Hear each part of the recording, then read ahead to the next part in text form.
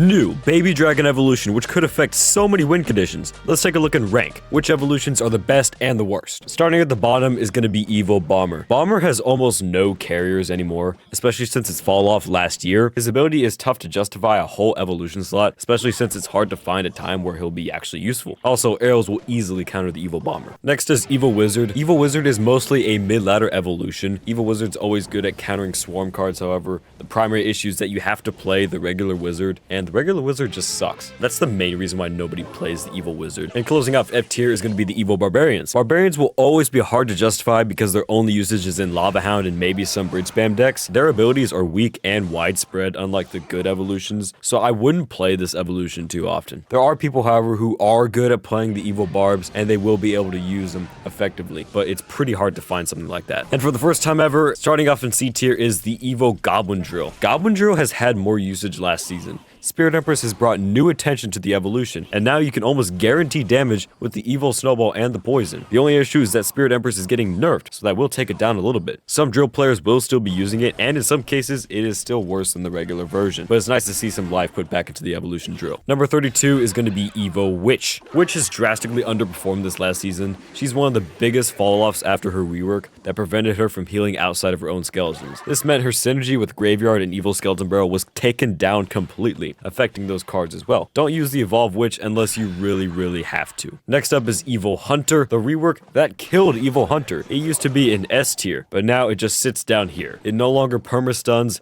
and this was bad news for Royal Giant. And keep in mind, the Vine spell is going to be a good replacement for the Evo Hunter, and you don't have to wait for an evolution because the Vine spell is only 3 elixir. I would be surprised if the Evo Hunter was even lower because the whole purpose of it has kind of been diminished. I hope Supercell will change it soon because this is a pretty unbalanced evolution. And closing off C tier at number 30 is going to be the Evolved Skeletons. I know skeletons are 1 elixir, but it's more difficult to extract value from the evil skeletons now there's only 3 of them instead of 4. Also, any spell will take care of them. Baby Dragon is also not helping the Evil Larry's case. And no, your Evolved Skeletons will not 3-crown if you're facing someone who isn't brain dead, of course. Starting off B tier at number 29 is going to be the Evil Goblin Barrel. Goblin Barrel is still deadly if you let a card tank for the fake barrel, and it's pretty condescending when it does happen, but the damage nerf that happened in July had really brought down the Evo Barrel a lot, and especially since Logbait as a whole is down by a lot, so I wouldn't be surprised if less and less people use the Evo Barrel. But honestly, it's one of the most annoying evolutions in the game, so please don't buff it against Supercell. Number 28 is Evo Battle Ram. Battle Ram is present in Bridge Spam and Bridge Spam only. Maybe some P.E.K.K.A, but that's about it. That's a good thing, however. A year ago, it was the best evolution in the game, and we're glad it's not the case anymore. Without a building in hand, though, it is incredibly strong, and some decks really do struggle against the Evo Battle Ram. The Evo Barbs don't help much either, and nothing has changed with it this season. Next up is Evo Dark Goblin, and Dark Goblin is almost dead. The only reason it isn't lower is because bait is limited on the evolutions that they can use, and Hyper Bait is still very good. The Poison Time nerf that happened last season was very devastating to the Evo Dark Goblin's performance. Also, it is very easy to counter with spells like Log and Arrows. Beatdown will still struggle, however. Number 26 is Evo Mega Knight. Now, Mega Knight is pretty much just a mid-ladder evolution. I would put it lower if mid-ladder really just didn't exist, because many professionals do not use the Evo Mega Knight anymore. It's pretty easy to counter anyways, and it's actually a kind of balanced evolution. I know mid-ladder players will always complain about the Evo Mega Knight, but honestly, it is pretty easy to counter. In some cases too, the Evo is actually worse than the regular card on offense. Still might be a great evolution to invest in though. Number 25 is going to be Goblin Cage. Goblin Cage is incredibly strong against most beatdown decks,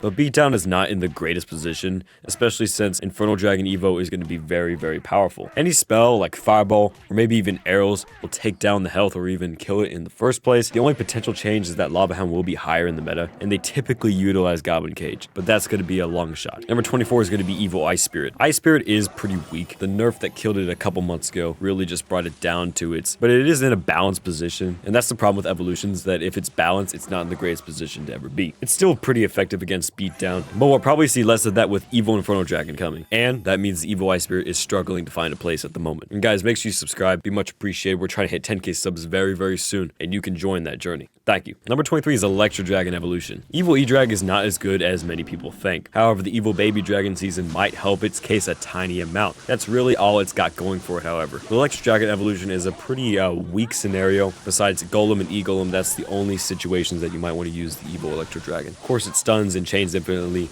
and hard counters Infernal decks, but even then the usage is not the best. NATO does help it, and it's one cycle, and we're thankful that it's not day one Electro Dragon. Number 22 is Evil Lumberjack. There will almost always be mid-ladder players using the Evil Lumberjack just because they can. The ability is a bit gimmicky and weak in general, but we're all thankful it's not day one Evil Lumberjack with the infinite rages. I wouldn't invest in this evolution, especially since it's pretty niche outside of Lumberloon. Royal Giant is nowhere near as prevalent now with Evil Hunter and Monk down. However, Royal Giant will almost always end up being a pretty balanced card. Some metas will highlight the Evil Royal Giant, and it's a pretty solid win condition in general. So you might want to invest in it, especially if you play Royal Giant. And pretty much all the players that use RG will use the evolution. It's a little harder to use archers now that they've been reworked last season. Of course, it was the loudest nerf, as Expo players always complain when something touches their beloved 3.0 deck. But it's not like 3.0 Expo is dead, which is their only usage, so they're fine. Arrows is still going to counter them very effectively though, so that's why they're kind of middle of the range. Tesla will be seeing even more usage now with air cards like Evil Baby Dragon rising up. Last season we saw more Evil Tesla, and now it's replacing some of the evolved cannons usage before that. Tesla stun also makes it very annoying, and it's almost always a solid option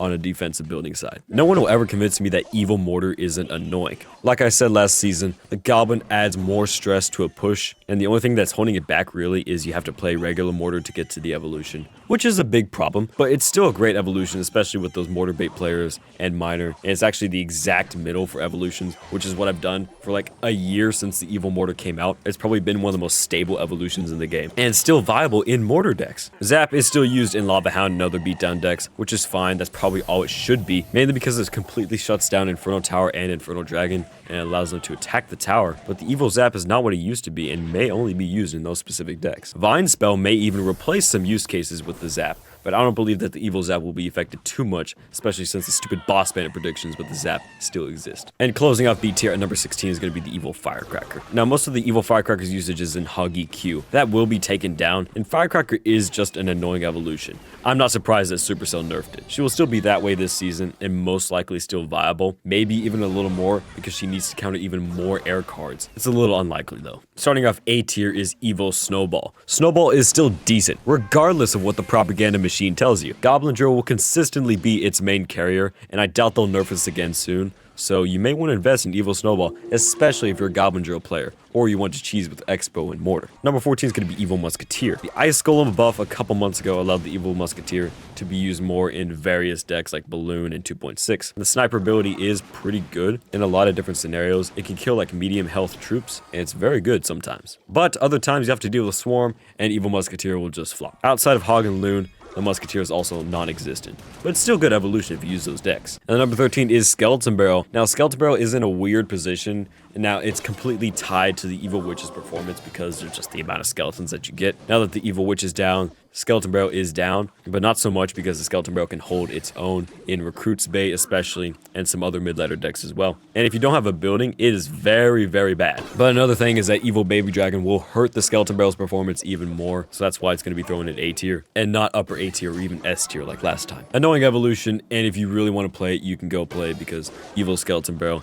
is just that bad. At number 12 is going to be Evil P.E.K.K.A. P.E.K.K.A. is visibly being used more now with Goblin Giant rampaging through the arenas. Of course, the Vine spell will also help the evolution. P.E.K.K.A. Goblin Giant has always been a dangerous combo, and it seems to be meta almost every season now. Supercell really needs to tackle that, and that's why you should probably take advantage of the P.E.K.K.A. meta that could come next season. Number 11 is Evil Bats. Bats are great with Miner and Mega Knight decks, and if you don't have arrows, they are very scary to go against. They will take your tower if you leave them alone like that. Now that the minions will be down a little bit, Bats are coming back. Well, that's my belief at least. Countering Lava Hound and Graveyard will be a great use case scenario for the Bats, even though they're probably the most annoying evolution in the game, and they're almost always a negative elixir trade if you try to counter them. However, it's a double-edged sword because they will be down a little bit though with the Baby Dragon. Number 10 is going to be Royal Recruits. When the Evolved Skeleton Barrel first came out, the Evo Recruits saw some more attention, but now that the barrel is down, the Evo Recruits are down a little bit more. To be honest though, the Recruits will always be decent or even strong in a lot of different seasons. They will always be the annoying deck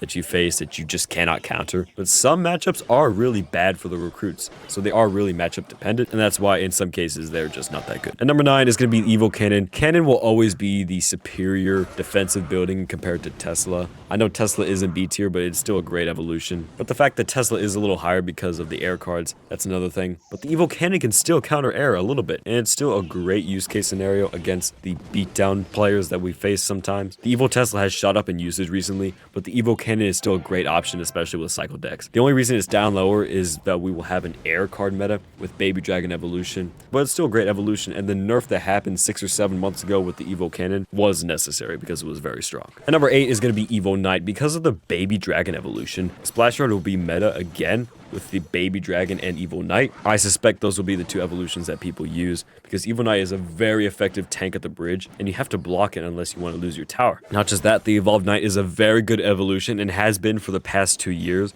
That does earn it some credibility. It's probably the most solid Evo you can invest in right now. Number 7 is going to be Evo Goblin Giant. Goblin Giant's probably going to have a great meta next season because of the Evo Baby Dragon. It's just going to make everything worse. The whole point of the Evo Baby Dragon is it makes every broken evolution just a little bit worse.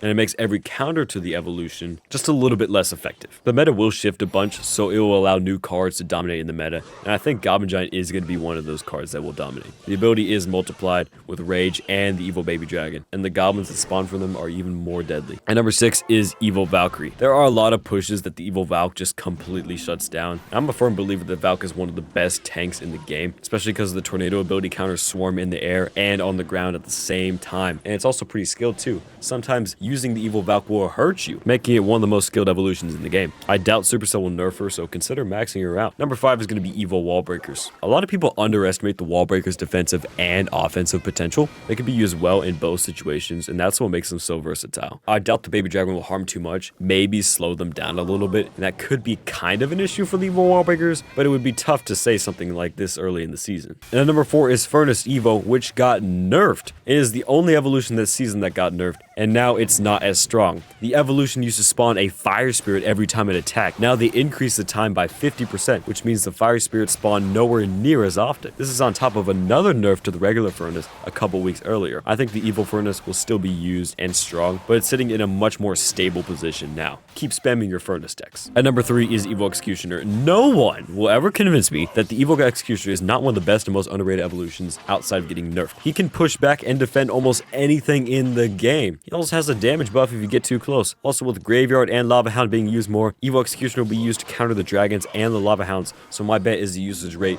will go up just a little bit, especially since they gave out 3 shards for free last season that helped the Evo Executioner's case. Number 2 is going to be Evo Inferno Dragon. Evo Inferno Dragon will probably be even stronger now that Evo Baby Dragon is being used more. I suspect that Lava Hound will be used more because of it, and even bring more usage to Evo Inferno. On its own as well, it's a great evolution, and it counters beatdown and tanky decks extremely well. I know Zap cards will counter them, and maybe we'll have a meta with stun cards, but it doesn't denounce the Evo Inferno Dragon's raw power. And finally, at number 1 is the newest evolution, the Evo Baby Dragon. And it speeds up your troops and slows down your opponent's troops. This means that win conditions like Hog Rider and Wall Breakers will be even faster. It also means that Splash Yard will be incredibly strong with the evolution ability. This doesn't affect the attack speed of any of your troops, but it will make things a lot more difficult to react to, and a lot of misplaced buildings will happen. This makes Baby Dragon probably the most game-changing evolution we've had this year, because so many counters to Graveyard will be affected. And that's it, guys. Make sure you subscribe and let me know in the comments what you think, and join the Discord